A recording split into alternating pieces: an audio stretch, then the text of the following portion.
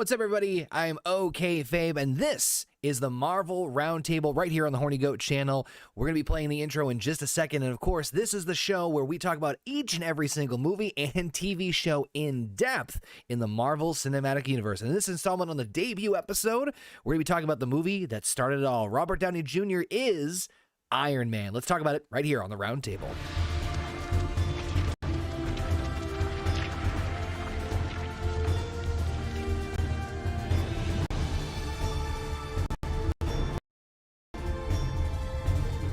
What's going on, everybody? Is yours truly OK Fabe right here on the Horny Goat YouTube channel and also the Horny Goat Podcasting Network right here for the debut edition of the Marvel Roundtable. Thank you so much to everybody who is joining us live in YouTube land because it has been, we're only, an hour and 5 minutes late getting this whole damn thing set up. So I appreciate everybody's patience in the chat as we're going to be discussing, of course, everything and anything Marvel Cinematic Universe in this series. Of course, like I said, we're starting off with Iron Man, the original 2008 movie starring Robert Downey Jr. as one Tony Stark, Gwyneth Paltrow as Pepper Potts, and good old Jeff Bridges as Obadiah Stane. But of course, I'm not alone. It's a round table. It's not going to be just yours truly. We got, of course, the sexy bear from upstairs, Canadian basement.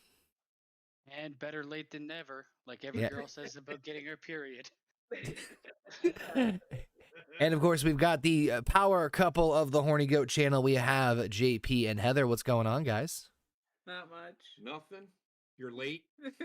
Oh my God, so bad. So for those of you who are just tuning in or listening to the audio version of this, we we were supposed to set this up about an hour and a half ago, or actually, I'm sorry, hour and 5 minutes ago, and just I kept running into technical problems after technical problems after technical problems after technical problems. So it's just absolutely flabbergasted by how much of a pain in the ass this entire thing was. But I want to thank everybody for their patience, including my co-hosts here. As like I said, we're going to be talking about the original Iron Man movie. So this is something I've been looking forward to doing for a while. As you've probably seen from different shows and different iterations, I am a big Marvel MCU fan.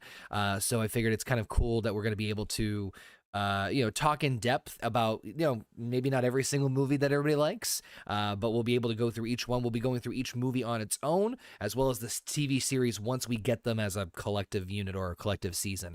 So a couple things just real quick right off the bat as far as like just general concepts. We will be also doing like a rating system and kind of talking about the movies in and of themselves. So we're not going to be like talking about anything that we know is coming in the future. So what I mean by that is, for example, we can't base this Iron Man movie based off of what we know is going to happen with the Iron Man character and like the Avengers and everything and so forth. The movies must stand and fall on their own merit. If you're joining us on YouTube Live, we also have a poll right now going on in the chat, letting us know how you guys would rate Iron Man on a scale of 1 to 10. And we'll give you guys our thoughts towards the very end of the show. But also want to make sure you guys check out all the awesome content right here on Horny Goat. So make sure you check out, of course, our new weekly show, No Bucks Given. That was a lot of fun with Gina, Heather, JP, and, of course, Basement as well. So make sure you check that out. We're also coming to you on podcasting platforms very soon, movie watch-alongs, and so much else in between. So make sure you guys check all that out. That being said, let's talk about this movie. So I have found a shit ton of interesting things about this movie. I don't know if you guys know like how this almost didn't come about and also how radically different this was. Now you guys rewatched the movie for the review or the talk tonight, right? I watched it today, and if this show wouldn't have kicked off, I would have been really pissed. No, I'm just kidding. You would have to watch it again because you would forgot. I watched it like 4 hours ago. Oh, perfect. So it's still fresh in your mind. Fresh in your mind. Fresh is in your mind. So it's interesting that going through like the research of this is that this movie, obviously a big thing right now is the Marvel Cinematic Universe. Disney owns Marvel, and they have a complete, control over everything MCU and everything, Marvel related as far as content, with some exceptions, which we'll get to in future episodes. But, back in the 90s, Marvel Comics was not really doing so hot, financially. They were almost out of business. So one of the things they did was they sold off a shit ton of properties to other movie companies like Blade, Ghost Rider, Fantastic Four, and X-Men. So they were in all different sorts of studios and shit like that. Funny enough, I heard about that too. Like why half the things ended up with fucking Sony and other shit. Yeah, so that's also why Spider-Man ended up with Sony. So that's that, which again we'll get into more once we get further down the MCU. But just again to set up the premise, Iron Man was bounced around since, you ready for this? 1990. It was originally going to be produced by 20th Century Fox. Then it was going to be produced by Universal. Then finally Marvel was just like, screw it, we're going to do it ourselves. Now you guys obviously saw the movie recently, so I'm just going to throw this out to you as a pitch. There were a couple of very different scenarios as far as how this movie was going to start about. There was even scenarios of different villains, such as the Mandarin being the very prominent, foremost, and forefront villain of Iron Man, since he's the most popular and most powerful nemesis of Tony Stark. Also saw one where apparently he was an alien from space, and his villain would be MODOK, which is the big floating head that you may have seen in the comics. Yeah, it's a very bizarre. Yeah, right. I can already see how they're just like shaking your head, like, no, that wouldn't You work. don't want to start really weird. Hey, Connor, so isn't Mandarin his main arch enemy? It's his- Yes. I'm yeah, pretty so- sure. Yep. So in the comics, Mandarin is the top enemy of Tony Stark of Iron Man. Which, trust me, we're gonna get into that when we get into Iron Man 3 and way down the road with Shang-Chi. But They got some shitty buffet too. but they really do. But the other part too is like, again, we'll get into more with the actual plot in just a second. I mean, we have Obadiah Stane, who is What a the name. ultimate. What a name, first of all. Right. Obadiah Stane is obviously the main villain of Iron Man 1 with Sounds like Jeff an Amish Bridges. person that shit his pants. Which is the main villain of this one. I mean, it is a great name. I Obadiah Stained myself. So, like, knowing obviously a little bit about Iron Man villains, maybe not a whole lot, with Mandarin having like the 10 mystical rings, and then MODOK is basically a floating head that has control over anything technology. Do you think it was a safe bet to go with Obadiah Stane as the villain in this one? Yes. Yes. It keeps the movie grounded because like everything in the movie kind of lives, first of all, on planet Earth and lives within like the realm of reality where it's, weapons manufacturers and they run a company, and it makes sense. If you want an entry point for people that's not going to be batshit crazy with a floating head, you're this is a good starting point. And plus, if there's more well-known villains, you might want to save them if you have bigger ideas in the future. Yeah. I mean, JP, Heather, what'd you guys think of just, I mean, generally speaking, we'll get more into specifics. Obadiah Stane is the villain. Now, it's funny, he was pitched to originally be the villain in the sequel, but because Jon Favreau wanted like a bigger opponent, or again, like Basement said, someone more realistic, they kind of shifted the gears a little bit. I mean, for me, because of who the character Tony Stark is, I don't know. I mean, I guess I can agree with Basement. I'm not a big comic hero guy. Everybody knows that. Yeah. I have watched the movie like 5 times. But I'm not that big of a the guy. To me, like, I look it up and he's not even mentioned as a Marvel evil guy, bad guy. Yeah. If you understand, arch enemy of Tony Stark. It's just Right. I mean, I can understand what they're doing because he just introducing Iron Man as, how do I explain this? It's like, this is like Spider-Man, how Spider-Man became Spider-Man. This is how Iron Man became Iron Man. Right. More of an origin story. Yeah. Yeah. You want the story to be more about Iron Man and the villain. Like, I mean, Iron Man is the genius behind pretty much even the suit Obadiah Stane ends up wearing, right? It's Obadiah Stane's just like, he's the corporate shill that doesn't see that they're doing wrong, right? And in the end, he like completely falls into villainy. I'm not a huge fan of his character too much, but like I get why they did what they did, because the movie it's good to have the movie about the lead character and say, well, I don't want to talk about the future because we'll get there. Yeah. It may maybe save some of the more well-known people for later. But yeah, I mean, I don't even think you have to be a very big comic book person to look at this movie and see what they're trying to do, right? Yeah, and I appreciate what they tried, because if they would have just gone right into the Mandarin, Like, Too come on. fast. It's Yeah. what DC did with fucking And fucking Superman versus Batman in like 10 seconds. and that was one thing they did. That Jon Favreau, who eventually picked up the role of directing, who of course has been doing a great job with Book of Boba Fett as of the recording of this episode, and of course his success with Mandalorian and other projects as well. His big thing was that he didn't want.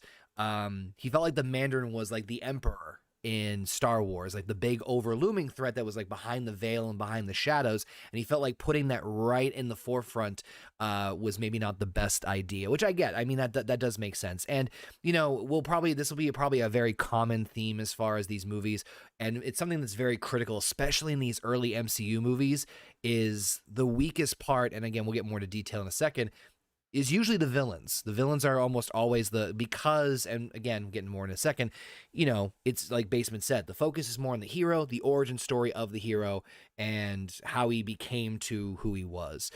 Speaking of hero, real quick before we dive into the plot of the movie itself, Robert Downey Jr., who became almost out of obscurity, coming in and basically landing the role of a lifetime. Now, obviously, we'll talk more because he obviously has this legacy of being Tony Stark, being in, geez, I can't even count how many fucking movies he was in terms of the MCU. I think he's like, what is it, like 8 or something like that with all the Avengers movies and everything.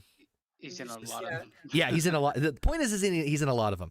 But obviously, people know a little bit about Robert Downey Jr.'s history with personal demons, with drug abuse, and all this stuff.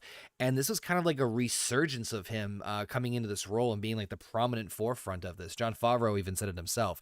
Now, it's interesting because I don't think this could happen now, where you have someone who had such a rocky road of a history with acting, or not just acting in terms of like, you know, substance abuse, and like, here you go, leading role in a superhero film. I mean, I don't think this could ever happen again. Probably not. Not with cancel culture today. It would be unlikely that they'd give him the reins to something, but they also, I don't think, knew how big what they had was going to become. And they went with a talented actor who could pull off the character they wanted. Because like, I mean, you look at his roles previous to this, and he was always like very charismatic in those roles. He was not entertaining to watch in those roles, like Kiss Kiss Bang Bang and other shit like that. It's just, I think when I recall Tony Stark from like comic books, he was more like not so much the bad boy that they kind of turned him into in this movie. In the comic books, he was more the Mr. Suave with the nerdy side. He was more Batman. So yes, if you look at Robert Downey Jr., and like Basement said, if you look at his character itself, he pretty much, I mean, he's really good at playing that snide but yet lovable character. You know, some of his quick whips that he has. Yeah. That he does, like when he's talking to Pepper, like he says, you know, she says, you know, we'll get into it when they're dancing or whatever, and he's like, do you remember that? And then she's like, his quick whips that he would come out, he does that in almost every movie. One-liners, and yeah. But the thing in this movie specifically, he never gets trumped in conversation or lost in conversation. Even when she comes back at him and Pepper Potts, it comes back at him and it's like, and then you left me. You went to go get vodka martinis, and then you never came back. I can't remember what he says, but he still has to come back to that. So he can never really be. He's never like down and out when it comes to any form of conversation in this movie. Right, which is funny because a majority of these lines were ad-libbed. They did have like a loose script, generally speaking, but there are specifically it's pointed to the scene where Pepper's taking the magnet out of his chest. They said there was a lot of ad-libbing done, and then if you notice, then you know he's always on top of that. But we'll get into the thick of things, and we're going to talk about the actual plot in just a second. So this goes without saying, and I know this is a 14-year-old movie at this point, but spoilers in case you haven't seen Iron Man. But let's give some love to the chat real quick before we get into the whole thick of things. Again, that poll is still up on YouTube if you guys want to vote in on what your ranking of this movie would be. So of course we got Alpha, Excalibur, what's going on? Jose Deadpool, Rayshawn, Tim, what's going on? Tiny Tim, the Strapaman, what's going on? My good friend Duffy, how are you, good sir? We of course got Aru, Chinchu, what's going on? No, I did not get I did not get that. I did not get that upgrade, unfortunately, as you can tell, because it took me over an hour to get on here. I needed a new computer desperately, so I'm going to start my OnlyFans as soon as possible. So let's get When did into. Aru become evil? Is my question to him. Well, He'll it's pure answer that evil. in the chat. He's pure evil. Pure evil.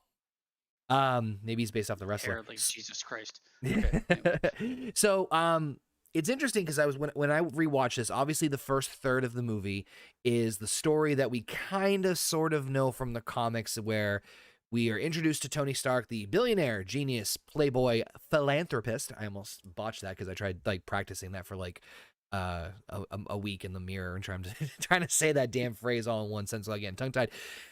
You know, he is the genius of Howard Stark, took over from Stark Industries with Obadiah Stane kind of leading the company in his absence until he turned 21, and then took over, and he's the leading weapons I manufacturer. love that de-aging for him, by the way. Oh yeah, And right. Time That- magazine and shit like that. It's just it like, was we need weird. 18 airbrushes.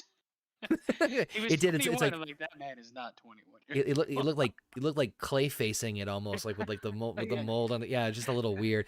We obviously are introduced to Rhodey, his best friend, who we'll get to him a little bit later on, who is he's part of he's an air marshal. I think that I had the right. He is the weapons Colonel in the United specialist or States. something. He's a lieutenant colonel in the United States Air Force. But they That's do what it ask, was. when they ask for him, they ask for like the weapons specialist at some point in the movie when Yep.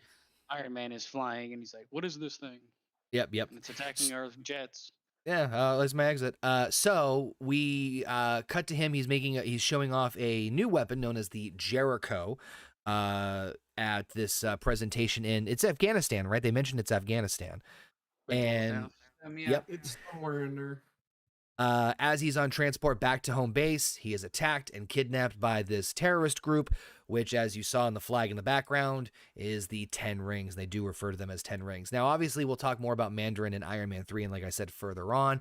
One thing that Jon Favreau thought that was that was necessary for this movie in order to kind of stand out too was a shit ton of Easter eggs and references. I am not going to go over every single one of them because I tried and I needed sleep. There's a lot of them in here. But that one was one of them. There's another one I'll mention up a little bit later on too. So Tony's then kidnapped and he's forced to basically put a gunpoint to say, you build us this Jericho missile or we'll kill you. But of course, the biggest problem is that during the chaos of him being attacked, shrapnel entered into his chest, and he was given basically an electromagnet to make sure the shrapnel did not hit his heart, hence the giant circle piece in his chest. Even if it's not completely common accurate, I kind of really dug this origin story, at least, and this takes up like the first third of the movie or so. Yeah, it's not even just that it's not completely accurate. It's just like, how is he working with these computer systems with that electromagnet in his chest? Well, I mean, there's gonna always be that. At one point in time, he's hooked up to a fucking car battery to stay alive. So, Right. like, I'm not gonna fucking pinpoint and pick apart that because it's superheroes. None of it makes sense in the end. Right. Yeah. But you know, if I take it for what they're showing me, I can get behind it. I am with you, Connor. I actually think it's a great origin story for for Iron Man. And it's the most enjoyable part of this film for me is probably the first half. Yensel, or whatever his name is. Yeah, Yensel was all right. He was a cool guy.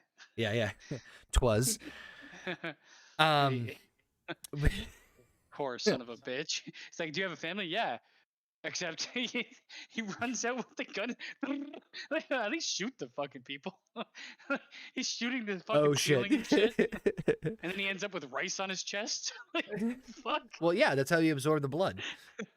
I guess so. If you dip your iPhone that's soaked in water in rice, Yeah. it's So similar dip properties. your bloody body in rice, you end up with bloody rice. So Heather, outside the realism aside or lack thereof, the first part of him, like, going through the whole thing and all that, I mean, I want to say kind of original, or at least at the time. Remember, this came out in 2008. Really didn't At seem the much like time. this. Yeah. At the time, yes, it was original. Since then, it's been copied a million times over. But They got that formula, yeah, exactly. Yeah. And by the way, Oh, sorry. Go ahead. Go ahead. What happened? I was going to say, by the way, this was pre-Disney. Disney did not acquire Marvel until 2009. So technically, this is still part of like independent Marvel Studios stuff. But continue. It's just with it being the original and them basing the formula from that for all of the other Marvel movies that came forth after. it was You gotta say good. like they hit gold with this Yes, it did. formula. This is where they molded it, right? Yep. You know Yensel or whatever the fuck his name was. He died because of a loading bar. Yeah. Yeah. And then as soon as he runs out of the room with the fucking gun going crazy, it goes from loading at 1% to 2% to like jumping forward. I'm like, If he just waited 1 minute, maybe you a ever minute. seen like Windows updates where it's stuck on 24% and then like all of a sudden 99%? Don't talk to me about Windows problems right now. For the love of do not talk to me about that right now. Oh my god. Poor old Yensel. But you know, you have hero. the guy, you have the billionaire who has the ego and he's the ladies' man, and he's humbled by this whole experience, knowing full well he probably won't survive, and is, instead of building them the Jericho missile, decides to build a literal mini arc reactor. Now, I could be mistaken here, and I wanted to make sure that I understood the concept because my son was actually watching this movie with me. And I had to explain to him what was exactly going on. And maybe you guys can correct me if I'm wrong in this. Chat can also help me out too. From what I from what I understood, there was an electromagnet in his body that is, and again, I'm not saying this is real. I'm just saying I understand this from the premise of what they explained it in the goddamn movie. There's a magnet in his chest that is keeping the shrapnel away from his vital organs and his heart specifically, so that it doesn't enter his organs and kill him. And essentially the arc reactor that he builds is powering that magnet, right? In a sense, yes. I don't know. They don't explain it well enough because at some point in time, like when he has Pepper Potts to fucking remove the old one and replace it with the new one. Yep. It feels like that coil was the magnet. That's Yes, what I got at least. that's what from I it. thought. Yeah. And they took it out and then replaced it with the new one. And then there's really no mention after that of shrapnel being circulated in his body. Well, that part they wanted to keep to themselves because Yeah. you know that. Well, if I'm that just comes wondering out, if that's like that'll a be the first thing they go for that every happens time. for forever for him, or Well, if they eventually remove it or something. I don't know. It becomes a focal point at later Iron Man movies, or at least I shouldn't say focal point, but it becomes a. They mention it again in another Iron Man movie later on, but I just want to. We'll wait till we get there. Yeah. I just wasn't. I just remember they were talking about it while in the cave scene, and then I wasn't sure if that was exactly how it was explained. But in any case, so he builds the first ever Iron Man suit, the Mark I, which I'll be honest, I couldn't build that shit. There's no way. I don't know about you, but I feel like several garbage cans connected. Yeah, I'm like, I don't know about you, but I feel like the terrorists would have caught on a lot sooner. Yeah, like they would have caught on a lot sooner than they did. It's like, we did it where the camera wasn't. What kind of? They have cameras in every hallway, and they have one camera in the room. The guy's building secret fucking. A genius is building secret weaponry for you. And they're looking at the they're looking at the plans and like they're looking at the plans. They're like, what the? Okay, that like that. Yeah, that doesn't look like a missile at all. That helmet-looking thing looks like a missile. Yeah, for sure. And then they put a bomb on the door too. Like there's just a lot of things that a lot of Home Alone-isms going on in this movie. A lot of blind spots in that gigantic cavern of mystery. So obviously he builds the suit. Yensel gives him the distraction in order for him to finish up booting up the original Iron Man suit, and Tony comes in. I want to say guns blazing because they were shooting him. Coming in, escapes, and literally, I don't even know how the fuck he flew. They don't never really. He kind of floated and then crashed. Well, he should have been dead. There's when he first puts on the suit, there's obvious like holes in the metal where like bullets would reach him, and then later just shoot him in the eye. Well, forget the eyes. He's got like fucking any joint has like these spacings when you see it first. And then when he like leaves the cave and starts like fucking flamethrowing people, it's like 1000% protected. I'm like, what happened? Yeah, of course. But you know, it is neither here nor there. That's nitpicking. But The either flight thing though is not nitpicking. He should be dead. He's Because when he took off, and then all of a sudden his little thrusters or whatever died. Gave out. Yep. And he fell 100 feet into sand. When you fall, you don't fall gracefully. right. You're falling at you become a fucking lawn dart. His spine would have come out of his asshole. Sand does not a pillow make. no. You know, like you know what I mean? Like it's it might help if you were like falling in a sand dune from like 20 feet. Yeah, but he fell from like 100 feet in the air wearing a 1,000-pound metal suit that broke on impact. Yep. yeah. So he could have been dead in the first 45 minutes of the movie, hence the end of Iron Man, hence... roll credits and we're all good. The fucking song just comes on. Dun, dun, dun, dun. Oh my god, damn it, basement. Nick Fury is like shit. But anyway, so obviously he gets rescued by Rhodes. He then returns home, and the first thing he wants, well, two things he wants, is a cheeseburger. And a blowjob. Shameless Burger King plug. Gotta They have a even- cheese. They even mentioned that joke. He's like, "There's the other thing I want," and she's like, "That's disgusting." He's like, "I want a press conference." Oh, okay, yeah, we can. Was it Burger King? Because it didn't look like Burger King to me. It looked like I saw a Burger King wrapper. Actually, It just I said thought it was like because Arby's. all or he some said, shit. no, all he said was, "I want an American burger." That's all he said. You said American cheese. America, yeah. American males. American males. No. So, with the press conference, he comes out, and Obadiah Stane, who is very shocked but happy to see Tony, decides to, in his heartfelt speech, sitting in front of everybody, wants to dismantle the weapons manufacturing division of Stark Industries. Obviously, everyone's going berserk because that is what Stark Industries does. That is their main source of income and revenue, turning everything upside fucking down. Now, what I found interesting was that he was like, "Oh, okay," and then he goes almost right into building the next suit. Yeah. That Once he found out he could, it was like, That's Tony Stark's brain. He finds out he can build something with his ideas, and he goes, "Okay, let's make it better." I mean, to me, it made sense because it's the one thing that saved him while he was there, and then obviously now that he goes back home and he has the technology to make it better, why not? And the fact that, like, I mean, fuck, if I flew 100 feet and landed in sand, I'd With be like, garbage I want to cans. fly. I want to fly again. Right?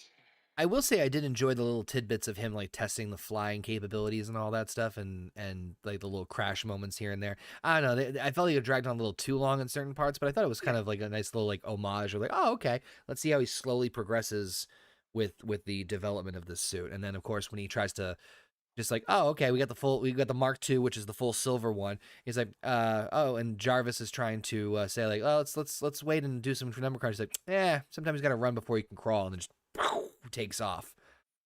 Yeah, I mean, there are a couple things. I feel like the progression of him working the kinks out of the suit is something that a lot of movies get wrong nowadays. I need to see them struggle. Like Yeah. it's like a training montage from Rocky. Like Yeah, you yeah, need that's yeah. if they fast forwards through the training montage, anything they do feels undeserved after that.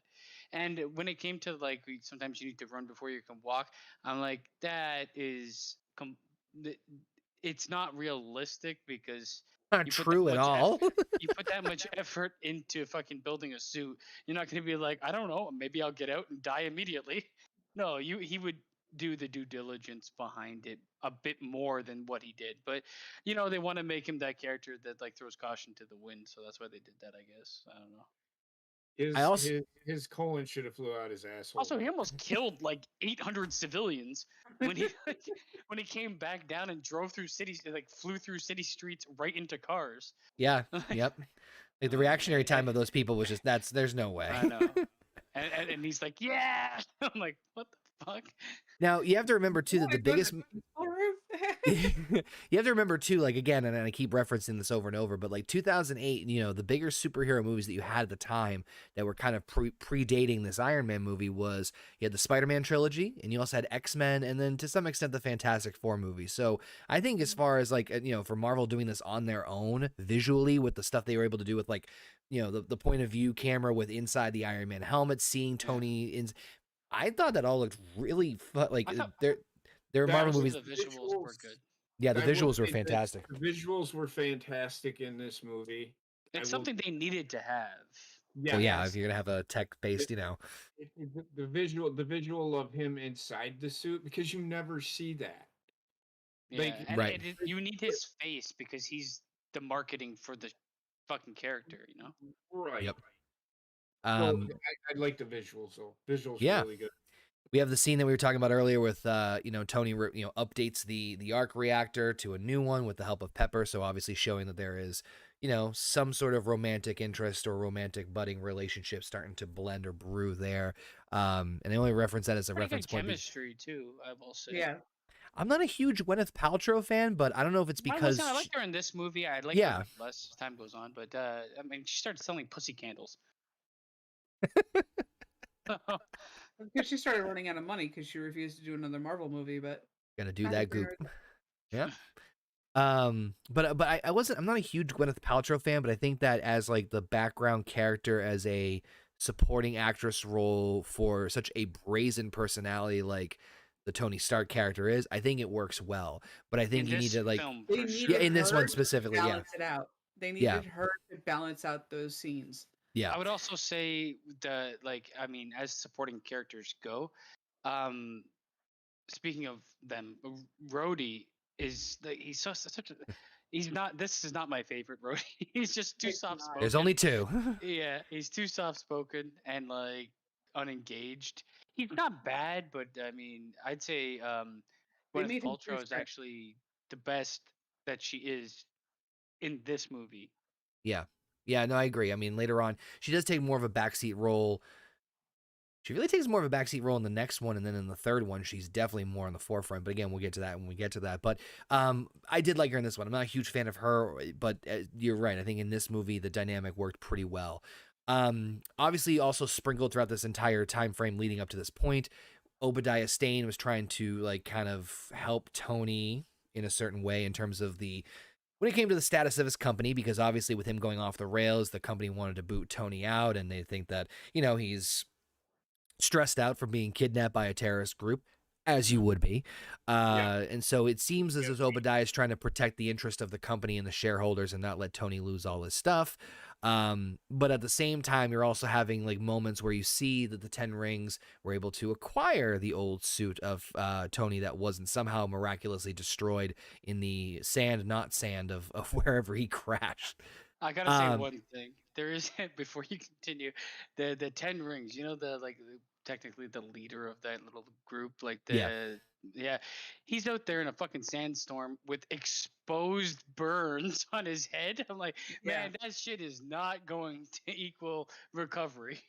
No. Courtesy of Mr. Stark. Like, you need some aloe vera.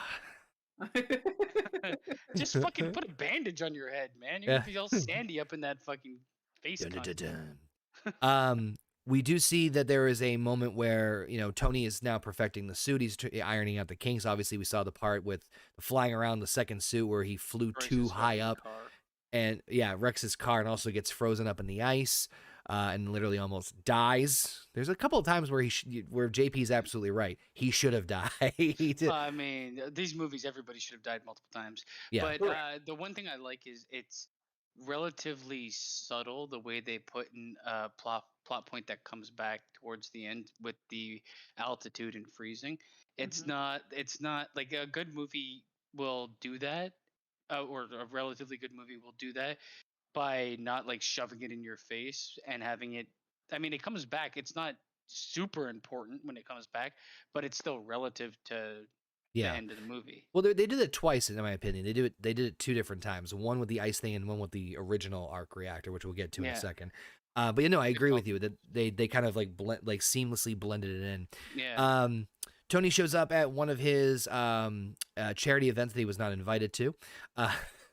And finds out that the 10 Rings are still thriving and kicking with a version of the Jericho cruise missile that they, I don't even know, they never explain how the fuck they got the damn thing, but they got it. So, and decides to. They explain, right? They explain. What, how they got the Jericho missile?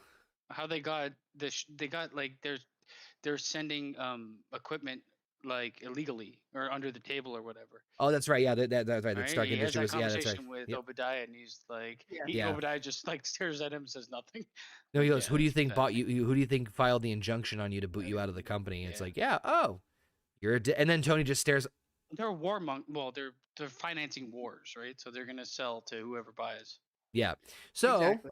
of course we have that. I don't know why I really like the scene where he's got the Iron Man like the gauntlet glove on, and he's like got the screwdriver, which I never saw anything on that fucking Iron Man suit that required a goddamn screwdriver. That's another story for another time.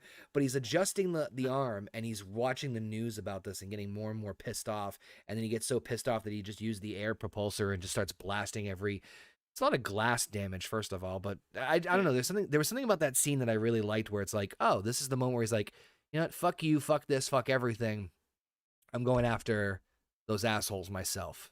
Because that's the first. Wow. That's one of the first times in the movie that you see that he's more about trying to get this solved than making himself look good.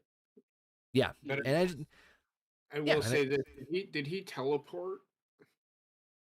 Because when Well, it was he mid-afternoon, flew he did at this, and then it was speed of light. yeah. It's just like, come on. well, If he he went went to, the speed of light again, he'd be turned inside out. Come on. took a brunch break and had a little coffee and a little baguette Well, on the way. they Yeah. never actually say. There's no timeline. He could have got there the next No, fucking I day. We have agree. no idea, right? Yeah, It's funny that he goes from one side of daylight or one side of the world daylight, the other side is daylight. Listen, he Well, nearly that's killed how so long many it took him to civilians. travel there. Yeah, he nearly killed so many civilians from the initial time. But of course, we see him fly in, and of course, the epic battle scenes where we see him basically handing all the terrorists their ass, where he flies in black. A lot of people here. Yes. he didn't kill them. He threw a guy 30 feet into a rock wall immediately. There was a couple And of them. that guy was dead immediately. The- And then he has like those fucking the Mandalorian The little singing missile. birds or whatever. Yeah. Yeah. Those ones I wasn't really more impressed with, but the propulsion blasts, yeah, those bodies didn't land like in some fucking great way. I I was mean, like, the Jesus. little ones could have been like tranquilizers, but I'm pretty sure they killed them. And then of course the epic scene where he shoots the little tiny missile and blows up the huge tank. Yeah, he gets hit by a That's cool. tank, which I was like, Yeah. I don't. And that's the other part about the whole Iron Man suit too. That it's like, I know it's obviously a dense alloy as they explain it, but I know Titanium. or titanium alloy. They Thank need you. to show that they should have shown a bit more how it could like handle impact and like. Yeah, instead yeah, of- that's what I was just getting because at. I'm wearing metal doesn't mean my fucking entire insides are gonna be scrambled. Because think of if it this way: something hits me. if your arm breaks and goes the opposite direction, the armor's fine. Yeah. You know what I mean? Yeah, Like, just like wait a minute. I mean, they kind of show this idea, I guess, with like Black. Well, I don't want to get into it, but Yeah, Black we'll get- Panther we- has yeah. like the fucking thing, you know. Yeah, we'll So, get to that.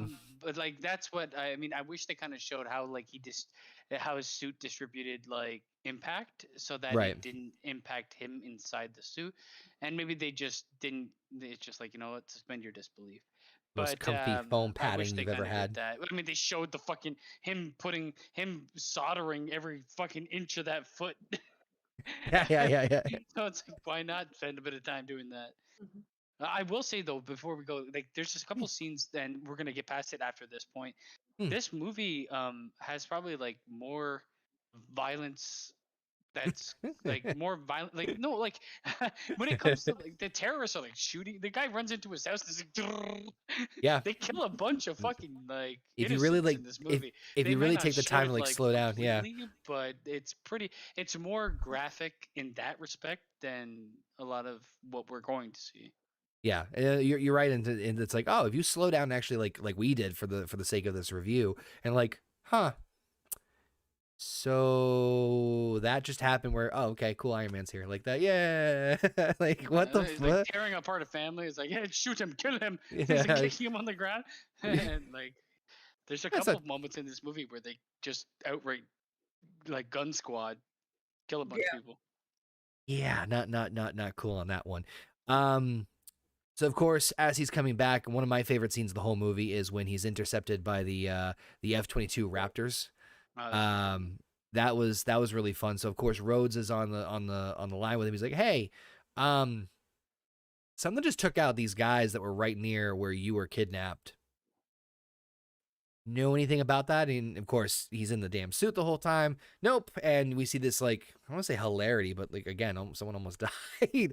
Common theme in this movie, where you see the fighter jets like try to take him down. Tony's out maneuvering him, pulling a. I can tell Jon Favreau is a big Star Wars fan because I think he took the Iron Man scene, the part where he's hanging on the bottom of the of one of the F-22s from when the Millennium Falcon was on the back of one of the Star Destroyers. So just little shit like that. I was like, oh yeah, that makes sense. This is one of my favorite scenes though, as far as just him flying around. He takes out the wing and almost kills the pilot. And it was I a like training the fact exercise. It cost the government like $16 million. Yeah, no, it's fine, you know. They're there to be destroyed. No, I love the fact that like he saves the pilot who's falling through the air, but it's never acknowledged. That Yeah. I liked, instead of like everybody in the fucking like tower or wherever the fuck they were in command center being like, "Oh, he's a good guy." No, nobody really gets the fact that he pulled the chute. They just thought the chute went off. Mhm. So that little piece, just remember this piece for the towards the end, because I have a theory about what was, I think, the original plan for the end of the movie that has to do a little bit with that, but we'll get to that in a second. But Heather, JP, what'd you think of the fighter pilot scene? Yeah. It was a fun scene for me again because he's on the phone and sounding normal, like he's maybe just in the car driving to the store. Why you out of breath? Yeah. Going I'm to say jogging. again with his quick whips. When like you said, Rhodes asked him, "So there was just an attack," and he kind of goes, "Nope, don't know what you're talking about." And then he calls him back on his cell phone and he says, "It's me. Yeah. I'm flying. I'm the one." He's like, The fuck are you talking "The about? suit. I'm in the suit, man. I'm in the Yeah, suit." it's me. Yeah, he goes, "I'm in the suit," and he's like, and then they're whatever. But I mean, it's a good scene, and again, the character of Tony Stark Tony Stark. throwing caution to the wind, just to throw caution to the wind to try Right. to make it. It made his character Solidifies what he has become about, basically. Yes. Yeah. Yes. Yeah. But while yeah. keeping some of his mannerisms and ideals, well, he or never like his loses, personality. and Yeah. and throughout all of them, and I've seen most of the movies, he keeps that mannerism throughout all of them. That's He's the at one thing least I like. he's consistent Yeah. with his In the character. beginning, even though he's supposed to be like a douchebag or whatever, he stays douchebag. Yeah. Even though Yeah, his yeah, yeah. ideals change, Yeah. he's like, I no longer want to sell like weapons for war. This is what I want to do. I'm still a fucking douchebag. Like he just stays douchebag, and I like the fact may not that wanna he do all doesn't of have this. this. I may not want to do all this with my company, but I'm still smarter than you and better looking. Oh, and I have more money. I love the fact that he doesn't do like a 180 and becomes like, oh yeah, I was America. chosen by God to become the suit. Yeah. lover." Like it's you know. he's still a douche. It's just, a tolerable Secret. douche. Yeah, I know what Yeah. you're talking about. So of course at this point we get the big swerve. Dun dun dun. Obadiah Stane is working with the Ten Rings and hired them to kill Tony. And then it was revealed later on that basically he hired them to kill Tony. They didn't know it was Tony. And then once they realized, oh, we have Tony fucking Stark, we're changing up the deal. Yeah. Yeah, we're changing up the Changing gameplay. plans here, Ye- sir. Right. So we see him take the blueprints of the original Iron Man suit back over to Stark Industries to start to, make their own version of the weapon and make their own version of the suit. At this point, Tony now realizes, hey, shit's getting, their arms dealing underneath the table here, and asks Pepper to go and download all the information of all these like order shipments and all that stuff so he can like finally nail fucking Obadiah. this is where I have to go on a bit of a tangent on this part. So I was about to do the same thing. yeah, so I'm gonna bear with me as I barrel through a little bit of this and get to like the a bit of the climax of the fight at the end. But there's a reason why. Just kidding. So she gets the information. They do the nice little tea segment where like, is Obadiah gonna catch her? Blah blah blah. But she downloads everything, right? She leaves, and then Obadiah turns the computer on and sees download complete. And at that point, he realizes, okay, I'm caught. Like I'm fucked, right? Yeah. She leaves with Agent Phil Coulson, who we know is from the I'm trying to remember the exact like abbreviations of it. The Strategic Homeland Intervention Enforcement and Logistics Division. Logistics That was it. department, Yep. Division. Yeah. Division, yeah. Which we'll get to. And she basically says, "Oh, we're gonna go right now. We're gonna go right now," because he was trying to get a meeting with them about the whole Iron Man situation, or the how Tony escaped. And she basically stays with him and several agents to protect her. Now, what's his game plan at this point? Like, I don't understand. What do you mean, Obadiah? Yeah, he's okay. So No, he's caught, right? His game plan is I'm going to go full evil, insane, crazy. Like, okay, There's no end game. right. So I'm this fucked, is just going to kill everyone. this was the biggest irk of the whole movie for me, and it's not really much, but it's I know it's nitpicking, but fuck it. So like, I don't know if it's nitpicking. Like I was gonna say before you got into like, the moment that like they reveal Obadiah as the bad guy. This is the moment where this movie went from this to this for me, because the third act is poor. Like I'm not a big fan of it. But we also have to remember, Obadiah probably doesn't realize that she has sent the information to Tony. She might just have it on a flash drive. So he's going to try and stop her and destroy the flash drive so the information doesn't get out. Well, that's the problem, is that she has the flash drive, right? So instead of going to do anything with her, he goes right to Tony to steal his arc reactor from his chest. So Yeah. my question is like, okay, his obvious goal was, I'm going to, Tony's going to be taken away. I'm going to take over Stark Industry and be the main CEO and keep basically doing what I was doing. That plan is gone. As soon Right. as he's So it's found like, out, well, yeah. what the fuck now do I do? Like, It oh, would I'm make going more to, sense for him to steal the arc reactor, jump in the suit, and fly to fucking Afghanistan. or kill Pepper at least instead of, but I get why I get why he went to Tony first, because he needed to get a power source for the suit. Yeah. So that I understand, because if you notice, that's when he goes right up to the Tony Stark built this in a cave with a box of scraps. That was a good scene though. That was a good one. Stark, man. Yeah. But like, I just don't get why he didn't do more after Pepper. But maybe that was the whole reason why. I don't know. That's the only part of it that I'm just like, he just kind of went just like full like evil psycho on everybody, you know? I don't like what they do with him in general. Like, I get like, I think that's where they kind of had to go to an extent, but I think they could have done it in a more intelligent way. It seemed like all of a sudden he was just like, yes, I'm evil, 100%, kill everything. Yeah, that's basically the way I That's took what it. happens with a lot of these fucking Marvel villains. It's just like, Yeah. oh, I'm nuanced. Guess I'm evil, kill everything. Like, I mean, which sucks, because I love Jeff Bridges, and I think as like acting he in does a this, really good job in the he's movie. very good. Okay, well, you continue. I'll get to it. No, go ahead. We're not there yet. Well, I mean, as soon as like they suit up and shit, then they do all of a sudden they have their suit voices for some fucked up reason. I'm gonna What are get they, to that. Yeah. So if you listen carefully to the times that Tony and Obadiah talk with the masks on and the helmets on, their voices are distorted, almost like a Batman. Robotic. Yeah. I mean, it makes sense for Tony if he's trying to hide his. Well, But I'm gonna get to. What does it matter? I'm gonna get to that. Well, unless he wants to like hide the Pepper and so and so got killed by this weird ironmonger. I feel like they just wanted to make him sound more menacing.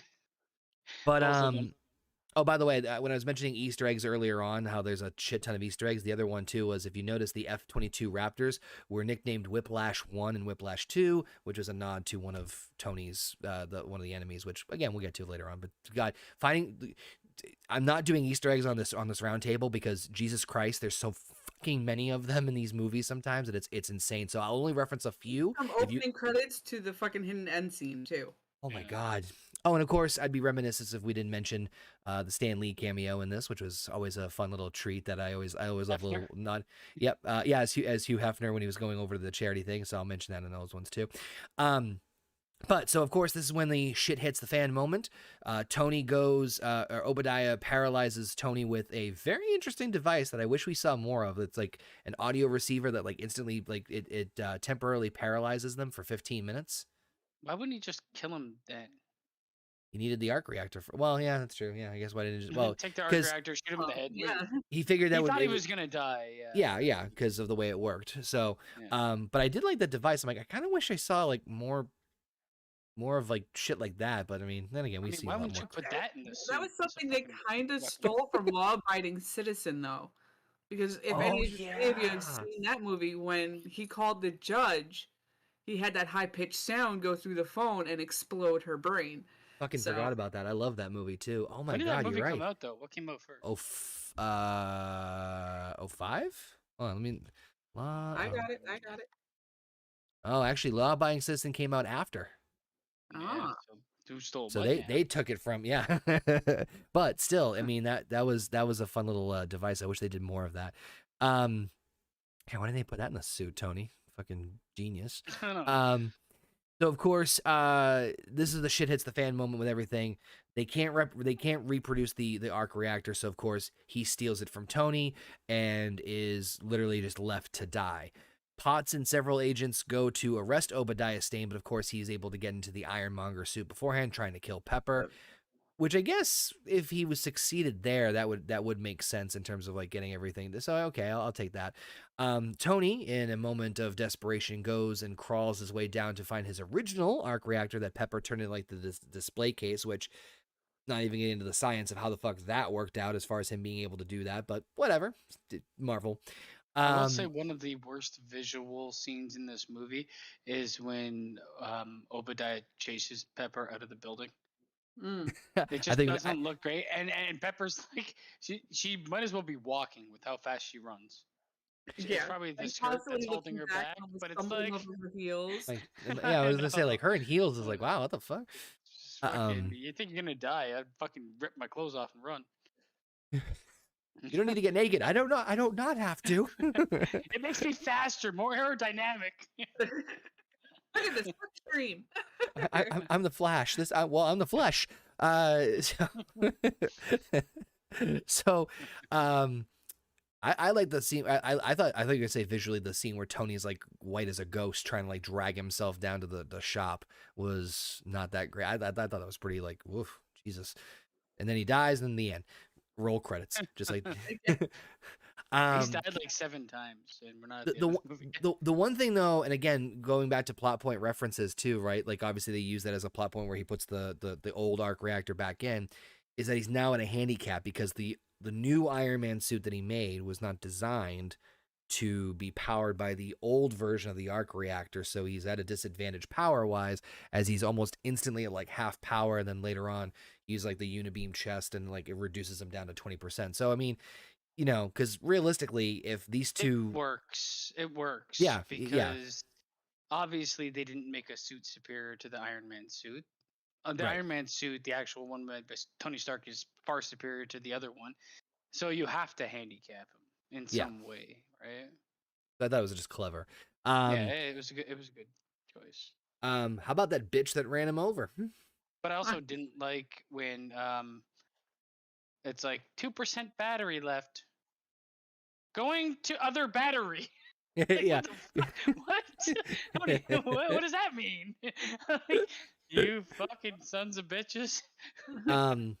So, how about the woman who just ran him over? Who wouldn't stop driving forward with a full car of kids? I mean, I don't blame her. In the heat of the moment, being scared. I don't know. Yeah, but like, I don't know. I just thought like, oh, I caught you. Well, let me reward you. She tried to run over a giant piece of metal. That car should have fucking flipped, and their whole family would be dead. Again, science. But But of course we get the big blowout. They fight all throughout the highway, tons of I witnesses. hated the back and forth between these two in Yeah, in it did this not. because the vocal, first of all, the voice changing shit made it Our sound suit worse. problem. But it's like, I'm starting to like these suits. Let me throw fucking family at you. I'm like, oh my god. Icing problem. Uh, So plot it point wasn't the earlier. greatest. Yep. It's also part of the issue of Obadiah's suit being so big and so clunky that it can't be that fast moving Right. compared to the Iron Man suit. So I mean, look at Tony fucking he does a barrel flip in midair and then just goes poof and then he's fine. Whereas like Obadiah's that was also a scene I wasn't a big fan. whereas Like- It looked weird. Obadiah looks like Master Chief trying to run on Mars. yeah, Yeah. battle axe or gravity hammer. Doesn't like Obadiah like throw him in the air or throw him down, and he just that's when he does the barrel roll and it's just, Yeah. Yeah, I'm like, but then he's like, "Oh, you can fly too," and then like it takes 20 minutes for his boot to like it's transform into like a rocket. Like, what the Apollo, fuck? fucking Apollo 13 over here. Yeah. So they do the ice reference. Obadiah Stane falls. They battle. Now this is the other part that is just weird. So they get on the Never really roof. explain what happened to him. Yeah. No, so it didn't. So the idea is that they have obviously the big arc reactor as like a publicity stunt, but apparently works. That's okay. And the concept is that Tony wants Pepper to overcharge the arc reactor and basically have it like blow up or emit a huge power wave that would fry Obadiah in the suit. And he goes, it also fries up anything electrical in here. So obviously the concern is that he'll get off of the roof in time to avoid it, but as we saw, he doesn't. And we think he dies, but again, power of Marvel movies. So Obadiah Stane is presumably dead as far as we know. We haven't heard or seen anything from him whatsoever. Although, wouldn't it be cool to see him come back in Armor Wars? But then Tony somehow... Changed his name to Shit Stain. Shit Stain. I'm Obadiah's son. I'm Jeremiah Shitstain. Tony obviously miraculously survives somehow, and we get a press conference about the whole battle where he is told by the agent Coulson, who realizes that the nickname should be shortened down to Shield, another Easter egg, and he goes to explain the whole phenomena that happened. At the end, he just says, "I am Iron Man." Iron Man. Stupid. The Shield thing, I was like, have they never heard of like an acronym for Yeah, any other agency? Like, what the fuck? Now, that made no sense to me, but whatever. I have I a know they theory. wanted to like be like, hey, yeah, Yeah. Now, before we get to the post-credit scene real quick, I have a theory that Iron Man was never supposed to reveal his identity at the end of the movie. No, I agree with you. We think that... That's why Coulson gave him that note to read word for word. Right, but also it explains why there was like the masking of the voices in the Iron Man suit. He only Rhodey knew, and only certain people knew he was Iron Man. Not everybody knew he was Iron Man. So then, for whatever reason, they decided, fuck it, let's flip the table and just say he's Iron Man, and then leading into presumably the sequel, which I don't know if that has as much of an impact on. How do I say this the right way?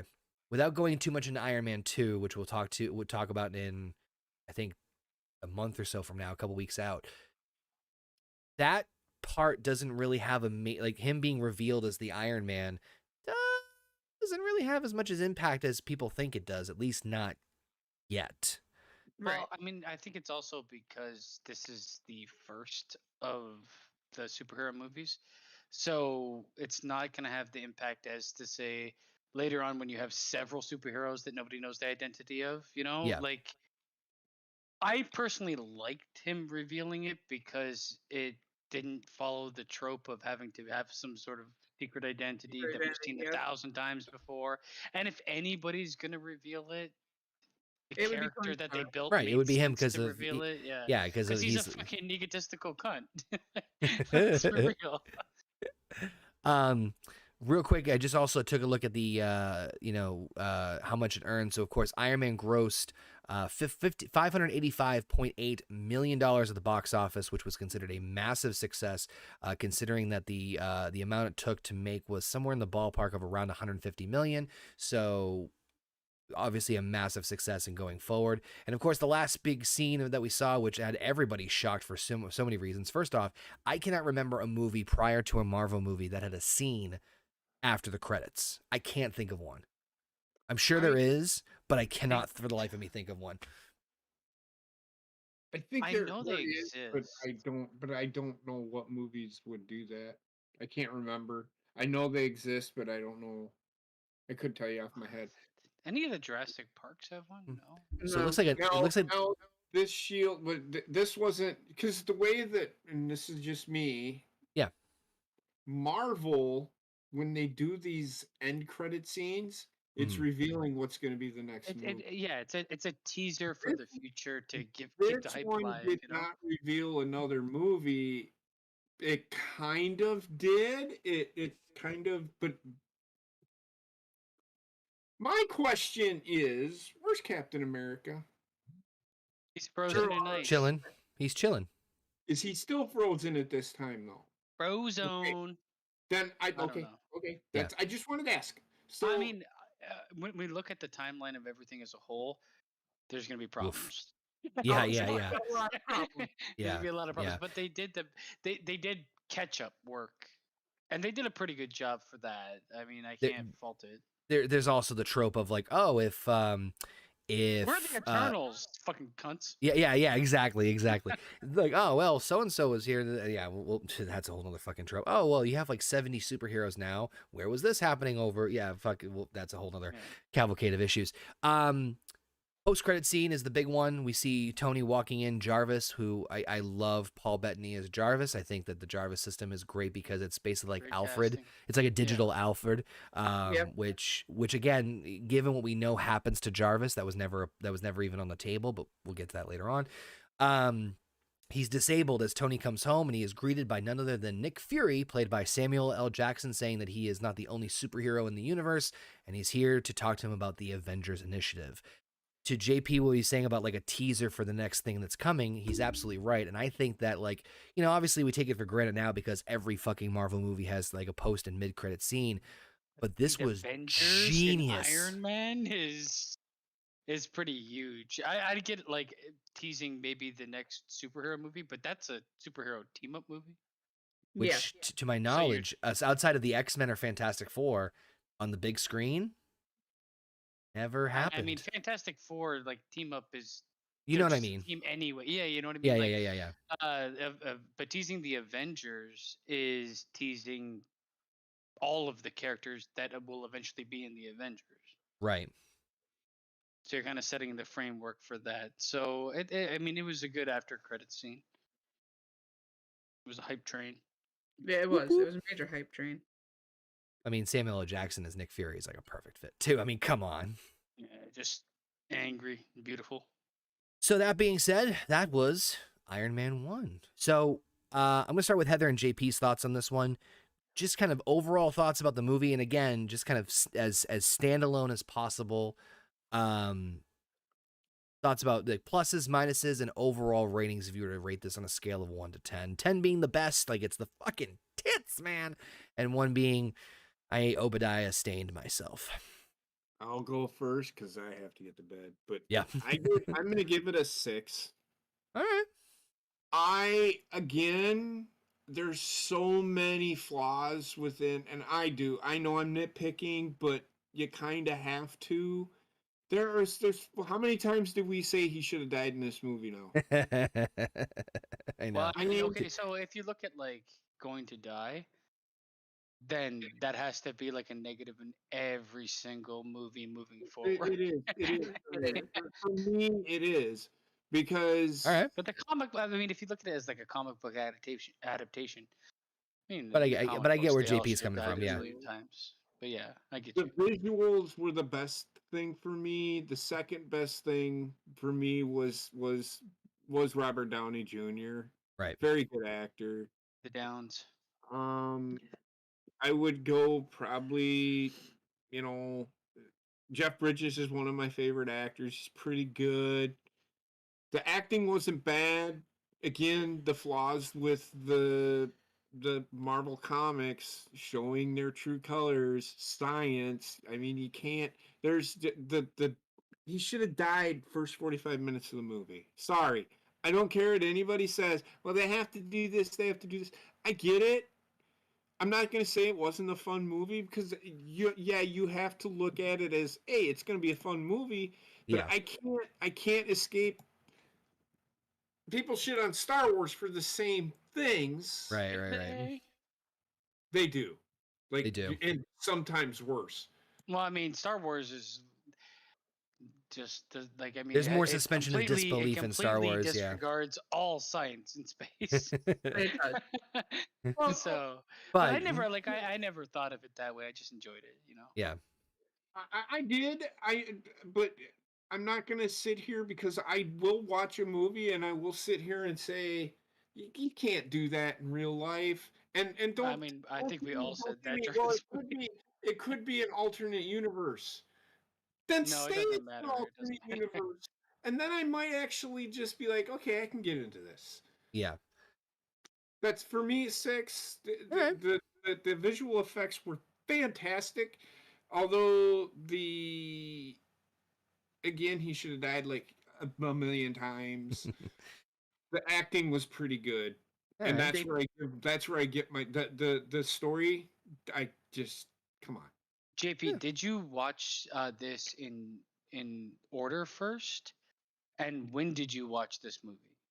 I just watched it today. I watched it before they even tried doing all this Marvel shit. Yeah. Seen it. Yeah, but like, I mean, when did you originally watch it when it came out, or was it years later? And did you watch other Marvel movies before you watched it? Basement, I'm almost 50. I can't remember what I did 15 minutes ago. I could not tell you. You're on here. See it in the theater. Yeah. No, I know what you're I have not spent one dime in the theater on a Marvel comic movie. Okay. I Yet. get you. Star Wars I did because it's Star Wars. He grew up. Yeah. with I that. grew up with it. Of course. I mean, I'll spend money on Star Wars and Marvel as long as it's one of the big ones, you know. Yeah. What about you, Heather? Rating on 1 to 10, pro, con, overall thoughts. Okay, I am about a 6.5, 7 for this because of there are certain things like with that whole scene at the end where he sets off that gigantic arc reactor. It's like, wouldn't that explode the entire neighborhood? Yeah, everybody should have died. I mean, that should have leveled every fucking Actually, thing. wait. You actually reminded me, like, I remember this because it's like, I remember when you go back and watch, right? Like, she sets off the arc reactor, it goes up, right? It fries Obadiah, it fries Tony, and then it, like, explodes outward. I'm like, there is no way that fucking Pepper would have ran out like she did when fucking the Ironmonger was chasing her in the amount of time to avoid that. I'm like, you gotta be fucking kidding me. But yeah, I'm sorry. Go ahead. That made me laugh. It's just certain things that you can't break away the science of things when you have science nerds watching your shit all the time. Yeah. So that's one thing that brought it down. Gwyneth Paltrow, yes, in this movie was great, but she has moments where her own personal personality pops out in this movie, and it's just like, shut up, I don't want to hear you. But then she redeems herself with the whole sticking her hand in the arc reactor cup, and there's pus. Oh man, I should really light a candle. It's only gonna get worse from here on out. With her, so. Yeah. She redeems herself a little bit with that, and then deer hopping through the fucking science lab. It's like, fucking kick the shoes off and run, motherfucker. Yeah. She also had like a skirt that wouldn't allow her legs to move like 2 inches. I freaking. For some reason. And this is the movie that starts it all off. Although I feel Marvel should have actually started with the first Avenger in Captain America. Yeah. You know what? I actually don't know if it would have. I don't know if it would have mattered which one they started with. Well, that's tough because the tone. if they wanted to follow the timeline, the way the Well, comic yeah, books are, and how yeah, all of of these course. characters are described, Captain America would have been the better way to start it. Because I then also everybody feel coming into the movie part of this and having never read the comics would have understand it better. Because when they did come out with Captain America, the first Avenger, they were like, but wait, there was Writing's Tony Stark. well, I think I feel like I get Tony where you're coming Stark from. is a more accessible character. Captain America is a Boy Scout and might turn some people off from like. I mean, Yeah, I'm on Tony the same Stark's page with Attitude you. Era. It's Okay, that's just it. it's tough because I get where Heather's coming from and saying like chronologically it would have Timeline made more wise, it sense. makes sense. Yeah. Yeah. But I think if you're looking at it from like capturing people's attention, because remember, no Disney yet, no, obviously we had the And teaser also for the going Avengers, with a character that hasn't been done before. Which would and have been the Hawkeye or Thor. well, what I was gonna say was I think that the Tony Stark character and Robert Downey Jr., if you led with that, generally speaking, it would have it captures more people's attention. If you did Captain America first, I think it wouldn't have garnered the attention either by itself and or as the set off to like what would be the event. You know what I mean? Like I would also say like wouldn't have had the momentum the that Iron Man did. expectation of Iron Man, the bar was not set high Right. because there wasn't a lot of media coverage of Iron Man in general outside of comic books. Most people, it's like Guardians of the Galaxy. The reason it did so well is because nobody knew what the fuck it was, and no one knew anything about it. Not So it's wrong. like I'm expecting it to be shit. Yeah. But I get And yeah, Heather's point. and yes, Frank, I know we can watch them in any order we want, but there are the people out there that want to follow the timeline. Mm-hmm. I mean, I have not like my first watch through for all these is just not in any order at all. Outside of the first couple, it's all haphazard. Now we're gonna watch them in the order that Connor They were is released. suggesting, which I think is the Disney order. So Yeah, it'll be neat to see how I digest them looking at it and that way. it's funny because Rayshawn hit me up too because he's like, "Oh, what order are you guys watching these in?" And you're doing them chronologically. And originally, I did consider that for this series, but there's two problems with that. One, a lot of movies jump timelines and time frames specifically, such as like Thor, where like you'll have a flashback to like the dawn of the universe and then it'll go right back to, you know what I mean? So it's tough like that. And then on top of that, Marvel could pull, because obviously the MCU is still continuing. Marvel is also pulling a lot of like, oh, what if we did like the Eternals, which resets everything, or a Black Widow scenario where it's like, oh, this is actually taking place before, in between. So it's the fact that like literally you can literally jump over any of the timelines, and the movies themselves, because we don't know what the fuck they're gonna do, could jump around. So I figure like just to make it easier for everybody, we'll do it in the order they were released. But I get your point though. And you know what, Frank's got a good point too. Release order doesn't matter. It's if they're good films, and that's the whole point of these like individual reviews is we want to see if they merit themselves on their own, because there are some great Marvel movies that stand on their own. And there are some that we'll get to that are just absolute hot steaming piles of Obadiah stains. But sorry, continue, Heather. No, it's just that me being the OCD person I am, that was my only contention as far as the order that they made the movie. First Avenger. A place for everything and everything in its place. Yes. You can edit. But overall, 6.5, 7 is my final landing point, because there are certain points of science that just don't line up with this movie. It's just like, no. Because science, yeah. No, I get you on that one. So okay, so we'll go with like what you said, 7, 6.5, 7. We'll say 7 to make it easier. So JP 6, Heather 7, Basement. What was your rating? Pros, cons, and overall thoughts. So I watched this movie in theater when it first came out. Oh, no shit. And my original thoughts are probably what I'm gonna stick with. I probably would have may go a bit lower. I would originally I gave it like an 8. Now I'm gonna go 7.5. Okay. I'm not gonna even fucking talk about science. Eventually we have a fucking talking tree. Okay, so I mean, I'm gonna just throw science out for the most part. They do incorporate some science shit, enough to make the plot make sense. Obviously, they disregard things, and yes, they could have taken some time to explain like how he can take the punishment he can in the suit. They don't do that, but to me, that's I can just accept the fact that there's something developed that does that. Hmm. Because he spent so much time developing so many fucking things for it, I have to imagine there is something. Um, other than that, like this movie is, I enjoy it a lot up until I don't Didn't? like it. And I Crazy mean, like, concept, right? yeah, 3/4 of the movie I really enjoy. The Obadiah Stane turning psycho villain, and then the fight that ensues after that, I don't really care for too much. Mm. It's too Transformer for me, I guess.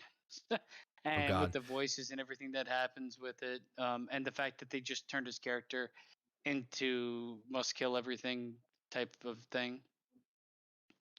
But it's a great, like, for multiple reasons. It's a great starting point.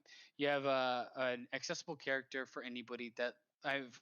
He's like, I'd say he's more accessible than a lot of the other Avengers that we have, even to the point where he becomes the model of accessible Avengers. Like, Yeah, I see what you're saying. look Yeah. at a bunch of the ones that follow after him.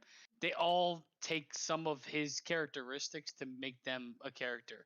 Even if they're supposed to be like straight, the only one that stays straight edge is fucking Captain America. Everybody else is like these quips and shit like that. And even Captain America gets his in every Thor now and kind then. of, but we'll get to that. Thor is more like dumb, but dumb Well, funny. towards the latter half, but Well, yeah. I mean, even when he's like, "Give me another," and he smashes the glass. But yeah, That's just culture shock. That's not dumb. But yeah, it's but it just comes off. He's naive. That's it. yeah. Alright, that's a better word. Yeah. And it works well because he's not from the planet or whatever. But is this the first movie? Is this the origin of the Skybeam? Skybeam. Skybeam. There is a Skybeam in this movie where the arc reactor goes off and literally beams into the sky. And how many MCU movies end up with a fucking beam of light going into the I know what sky? you're talking about. You're right. Yeah. Is this the I've heard first about this. Skybeam? Yes, it is the first Skybeam. Yeah. So for those of you who don't know what Basement's referring to, I think it's either Phase 1. I think it's all of the Phase 1 movies. It's a running joke that there is a Skybeam, like a beam of light, something shooting either up or down, usually up, in every movie, which I'm pretty sure Happens in 9 out of 10 son of a Marvel bitch. I think you're movies right. I think it happens and in other yeah. movies that aren't just Marvel movies. Yeah. Okay, so this is the origin of the Skybeam, and they just loved it, so they had to continue doing it. So- And like, man, I was obviously, this movie came out when 2008. 2008. Yep. So a long time ago. But I've maintained the ability to watch these movies with suspension of disbelief because Yeah. it's based on comic books and shit. Like, I can't, if I wanted to, I could tear apart every moment of it and be like, this movie makes no sense. But what's the point? I'd rather just watch it. It's popcorn, and they do like a popcorn movie well. So Yeah.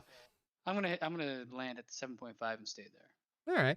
I'm pretty much right in between you guys. And you basically all bring up very valid points that I'm going to just basically more or less repeat. I think 7's probably the very solid, fair rating. The pros to me, Skybeam. the pros to me definitely outweigh the cons. There's obviously cons. And I think, like I said before at the beginning of this, is that the weakest thing, which sucks because I really did love Jeff Bridges as Obadiah Stane. I think he played the role very, very well. But you're right. That third part where it's like, fuck everything, and I'm just going to blow and kill up everybody. Blow and kill up. Kill and blow up. It's late, folks. It's Monday, technically. So that fell off for me.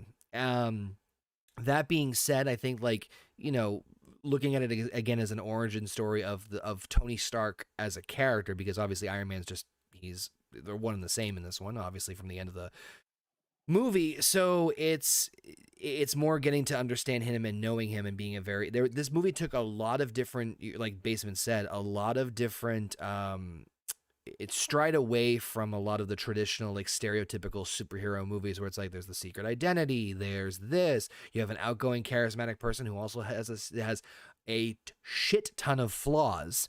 So there's a lot of admirable and not maybe admirable but relatable qualities of like, oh yeah, he's just an asshole like everybody else, but he just happens to be an asshole who's a genius and has money out the wazoo. But I think like, the science part, that didn't really bother me too much because I was more focused on the narrative of, I mean, don't get me wrong, I noticed the bad science when it popped up like that.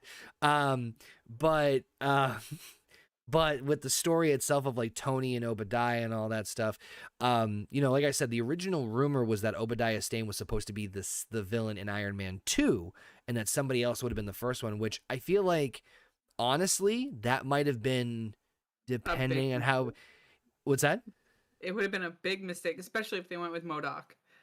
Yeah. Well, I don't know who the plan was for the red. They think they said Mandarin was supposed to be the first villain, and Obadiah would be the second. In which case, yeah, I think that would have been a big mistake. So, despite the flaws that Obadiah had as a villain, which again is not really Marvel's strong suit at this point of the MCU, despite that, I still think it was a very, because I was obviously more focused on Tony.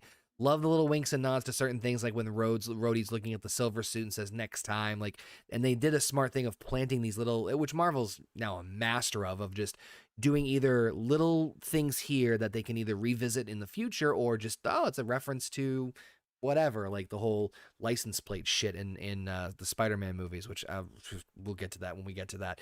But yeah, I think I'll go with 7. What? I just think of MacGruber when I hear license plate. So good. But yeah, I mean, did you watch it when it first came out, or like? Oh, Iron Man? Yes, I watched it when it first came out because I'm a big nerd and geek, and so I've seen. Would you have rated it a 7 then, or in like retrospect? I probably would have rated. I think I probably would have rated it higher because I think the big thing for me back then, the reason being.